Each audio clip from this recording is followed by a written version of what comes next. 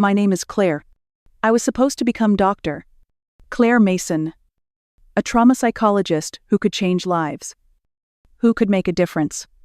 For 6 years, I worked every single day with that dream burning in my chest. I held down 2 jobs waitressing at a greasy diner by night, tutoring high school kids by day. I skipped vacations, birthdays, even the occasional coffee with friends, all to save every penny for my doctoral program. That fund was more than money, it was my promise to myself. A vow I made as a little girl watching my grandmother battle her own demons, whispering to me that I could be the one to help others heal. It was everything. Then my family came along with what they called a once-in-a-lifetime opportunity. It was a Sunday afternoon, and I was exhausted, still in my diner uniform. When Dad called me to the house, the dining room table was covered with glossy brochures, pictures of sleek infinity pools and marble spa lobbies staring up at me. A luxury spa complex, he said, his voice smooth as silk, the kind he used when he was selling something. Mom hovered nearby, her smile tight but expectant, like she was waiting for me to nod along. My sister, Francesca, barely looked up from her phone, her manicured nails tapping the screen. They said the whole family was pitching in Uncle Rob, Aunt Lila, even cousins I hadn't seen in years. The timing, Dad said, was perfect. The opportunity wouldn't wait. I noticed the numbers on the brochure. The investment amount matched my education fund to the dollar, every cent I'd scraped together over 6 years. My heart sank, a cold weight settling in my stomach. I asked for the business plan, the projections, anything concrete. Dad waved me off, saying the offer would expire in 48 hours, and other investors were already circling. Mom's voice softened, her hand brushing mine. Family comes first? Claire, you know that. The guilt was a familiar weight, pressing down until I could barely breathe. Francesca finally looked up, her eyes sharp. It's not like you're using that money right now, she said. Casual, like she was asking me to pass the salt. My phone buzzed in my pocket. Brinley, my best friend, asking if I was still up for our study session. I typed a quick apology, canceling again. I'd been doing that a lot lately. I told them I needed time to think. Dad's smile didn't waver, but his eyes hardened. Don't wait too long, Claire. Opportunities like this don't come twice. I couldn't sleep that night. The brochures sat on my kitchen counter, mocking me. I called Josephine, my mentor from undergrad, the one person who always had my back. She answered on the second ring, her voice steady, even at 10 p.m. Don't sign anything, she said. I'll be there in 20 minutes. When she arrived, her silver hair pulled back and her briefcase in hand, I introduced her as my legal advisor, just a precaution, I said. Dad's face twitched, but he didn't argue. Josephine read every line of the agreement, her pen marking clauses like a surgeon's scalpel. She insisted on modifications, repayment terms, signatures from every family member. A promissory note? Dad hesitated but signed. Mom signed. Francesca signed, rolling her eyes. I signed last, my hand shaking. My stomach churned as the ink dried. I knew, deep down, this was the day I signed away my dream. Weeks passed, and the silence was deafening. No updates on the spa. No calls. No emails, just nothing. I'd text Dad, asking for a progress report, and get vague replies. It's in motion. Claire, be patient. Mom would send emojis, hearts and praying hands, but no answers. Francesca didn't even bother responding. I felt like I was shouting into a void. My education fund, my future, was tied up in their promises. And all I had was a stack of glossy brochures and a sinking feeling. I kept working, kept saving what little I could. But the dream of my doctoral program felt further away every day. Brinley noticed I was distracted during our study sessions. My notes scattered. My focus gone. "You, okay?" she asked one night over coffee. I forced a smile and lied. I wasn't okay. I was unraveling. Then came Uncle Rob's birthday party. A loud, chaotic affair at his lakeside house. I didn't want to go. But Mom insisted. "Family. Claire," she said. That word, a weapon in her hands. I stood in the corner, nursing a glass of water, when my cousin Maria stumbled over. Wine glass sloshing. She was tipsy. Her words slurring but sharp. "Francesca's boutique got bailed out again," she said, rolling her eyes. "Some mystery investor? Hey, lucky her." My grip tightened on my glass. When had this happened? Why hadn't anyone told me? I pulled Mom aside, away from the music and laughter. "Where's the spa paperwork?" I asked. My voice low. Her smile flickered, like a candle caught in a draft. "Your father's team is handling it," she said. Too quickly. "Don't worry about it." But the silence between us stretched thin. A rubber band ready to snap. I knew then I couldn't ignore it any longer. Something was wrong deeply. Horribly wrong. The next morning, I called them all to my apartment. "Mom. Dad. Francesca." Even Francesca's business partner. Gareth. A slick guy with a fake tan and a faker smile. The air was thick with tension as they filed in forwarding with their pension. Dad's arms crossed. Mom's eyes darting nervously. Francesca sat on my couch, scrolling her phone like she was bored. Gareth leaned against the wall, avoiding my gaze. I didn't waste time. "I want to see the spa investment documents," I said, my voice steady despite the knot in my chest. "Now." Dad cleared his throat, launching into a speech about how deals fall through, how business is unpredictable. "These things happen, Claire," he said, like he was explaining the weather. I wasn't buying it. I opened my laptop, pulling up public business records I'd spent the night researching. No spa permits. No applications. No trace of the luxury complex they'd sold me on. Then I switched to the cash flow records, my fingers trembling as I typed. There, it was a direct deposit of $87. 0 into Francesca's Boutique LLC.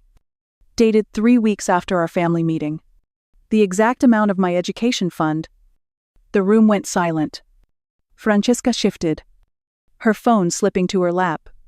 Gareth pretended to take a call, stepping toward the door. Mom's face crumpled, but Dad's jaw tightened. "You're blowing this out of proportion," he said. I laughed, sharp and bitter. "Am I, because it looks like you stole my future to bail out Francesca?" Again, Mom stepped forward, her voice pleading. She was in trouble. "Claire. We had no choice." Francesca snapped. "It was a family decision." I laughed again, louder this time. "A family decision, like when you wrecked my car and never paid me back, or when I gave up my summer internship to help with your store opening." I pulled out the folder with the signed promissory note, the one Josephine had insisted on. "Repayment is due in 30 days. I said, my voice calm but firm. "Or I enforce every clause." They left in a storm of threats and tears, but I didn't care. For the first time, I felt the stirrings of power. This was only the beginning. I sent the formal demand letter through my lawyer the next day. It was clear, concise, and ironclad, thanks to Josephine's expertise. The family's response was immediate and predictable, a barrage of emotional blackmail and outright threats. Mom called me, hysterical, sobbing that I was tearing the family apart. Dad left voicemails, his voice booming with rage, calling me ungrateful, accusing me of betrayal. Francesca was the worst, oscillating between begging for forgiveness and guilt-tripping me with stories of her struggles. They tried every tactic to wear me down. But I was done bending. I'd spent years watching Francesca get bailed out. Years swallowing their lies. Years being the good daughter who never said no. Not anymore. I documented every call. Every message. Every unannounced visit to my apartment. I saved screenshots of Francesca's texts. I heard promises to make it right, followed by venomous insults when I didn't cave. I kept a log of Dad's threats, his voice dripping with condescension as he warned me about consequences. Mom's tearful voicemails went into a folder labeled Evidence. The line was clear. I was no longer the family doormat. I wasn't here to negotiate love or forgiveness. I was here to claim what was rightfully mine. Josephine taught me patience. But my family taught me manipulation. Now I had a new weapon, legal power, and unshakable boundaries. I wasn't just fighting for my money, I was fighting for my dignity, my future, my right to say no. Every time they pushed, I pushed back harder. They didn't expect that from sweet Claire. The girl who always gave in. They didn't know who they were dealing with now. I knew I needed to hit them where it hurt. Dad's prized possession was his 1967 Corvette Stingray. A cherry red classic he polished every weekend and bragged about at every car club meeting. It was his identity. His status symbol. His pride and joy. So I filed a lien on it. Timed perfectly, to hit just before the annual vintage car show. The paperwork went through. And the news spread like wildfire through the collector community. Whispers turned to gasps as Dad's name was dragged through the mud. His precious car wasn't going anywhere until I got my money back. I texted Brinley that night. They always said I was too nice. Not anymore. Asterisk, she replied with a string of fire emojis. And I laughed, feeling a rush of vindication. This wasn't just a financial move, it was a statement. I was done playing by their rules. The lien was public, humiliating, and perfectly legal. Dad called me, furious, promising to fix this. I hung up. The clock was ticking. And for once, I held all the cards. The betrayal went deeper than I ever imagined. I never thought Samir, my ex-boyfriend and a lawyer who once drafted my contracts, would be involved. When I confronted him at his office, he looked like a deer in headlights, his usual charm replaced by nervous stuttering. Claire. I didn't know, he said, hands raised. But I wasn't here for excuses. I demanded every document he'd worked on for Francesca's business partner, Gareth. After a tense hour, he handed over a USB drive. His face pale. You don't understand what you're getting into, he warned. I didn't care. I was already in too deep. Back at my apartment, I pored over the files, emails, contracts, bank statements. The truth unfolded like a house of cards collapsing. It wasn't just my money. Dad, Francesca, and Gareth had been running a scam for years, funneling money through Francesca's boutique under the guise of a failing business. They'd targeted multiple investors, promising luxury projects that never existed. My education fund was just the latest casualty in their scheme. The emails were damning, Dad instructing Gareth to keep it quiet. Francesca signing off on transfers. Even joking about easy marks. My hands shook as I read. Not from fear, but from rage. They hadn't just stolen my future, they'd built a legacy on lies. Samir swore he didn't know the full extent. But his signature was on the fake investment documents. I didn't trust him. But I didn't need to. The evidence was enough to bury them all. I felt the weight of betrayal. Sharp and cold. But the mountain of proof gave me strength. This wasn't just about my money anymore, it was about exposing the truth, no matter how ugly. Francesca, the golden child, the perfect little sister, finally cracked. She was admitted to the hospital after a breakdown, the weight of her lies crashing down. Mom called me, sobbing, begging me to visit. She needs you. Claire, she said.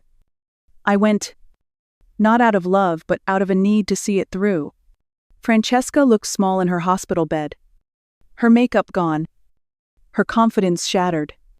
In a raspy whisper, she confessed everything she'd stolen my inheritance years ago. A trust fund from our grandmother. With Dad's help. The boutique's failure wasn't bad luck, it was a front for their schemes. She begged for forgiveness. Tears streaming down her face. I sat there. My heart aching but firm. Sorry doesn't fix this. I said, it doesn't bring back the nights I worked double shifts. The dreams I put on hold. The years I spent believing you. Her sobs grew louder. But I didn't waver. Forgiveness wasn't a gift I could give lightly. Not after everything. I walked out, leaving her with her guilt. The family pleaded with me to help her. To be the bigger person. But I was done being their savior. I demanded everything back: my education fund. The trust fund from my grandmother. Every cent they'd stolen. I sent letters to Dad's vintage car club, exposing his fraud. I contacted reporters, filed police reports, and handed over every piece of evidence.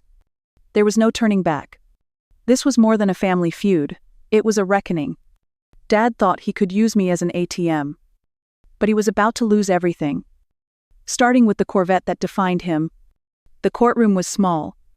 But the moment was massive. Dad sat at the defendant's table.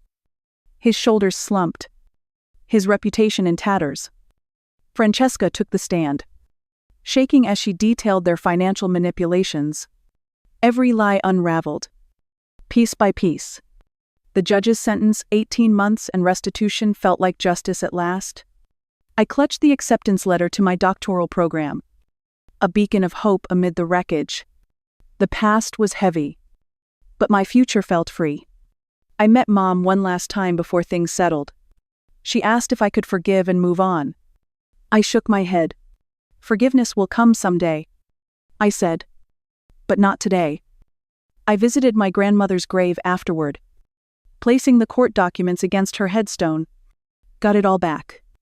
Grandma, I whispered. Plus interest. The silence was heavy but honest. Freedom tastes bittersweet.